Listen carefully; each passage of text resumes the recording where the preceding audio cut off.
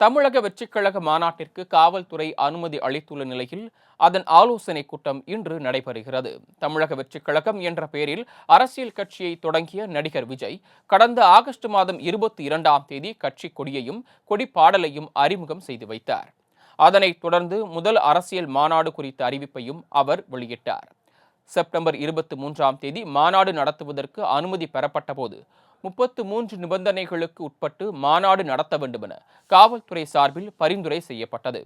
அதன் பின்னர் மேடை அமைப்பதற்கு போதிய நாட்கள் இல்லை என்பதாலும் விஜயின் கோட் திரைப்படம் வெளியானதாலும் மாநாடு தேதி தள்ளி வைக்கப்பட்டது.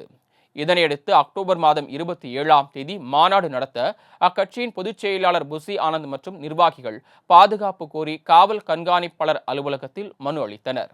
இதனைத் தொடர்ந்து தற்பொழுது 33 நிபந்தனைகளில் 17 நிபந்தனைகளை கண்டிப்பாக கடைபிடிக்க வேண்டும் என்று உத்தரவிட்டு விக்கிரவாண்டி டிஎஸ்பி நந்தகுமார் மாநாட்டுக்கு அனுமதி வழங்கியுள்ளார். இந்நிலையில் தமிழக வெற்றிக் கழகத்தின் முதல் மாநாடு தொடர்பான ஆலோசனைக் கூட்டம் பனையூரில் உள்ள அக்கட்சியின் தலைமை அலுவலகத்தில் பொதுச் செயலாளர் புசி ஆனந்த் தலைமையில் இன்று நடைபெற உள்ளது.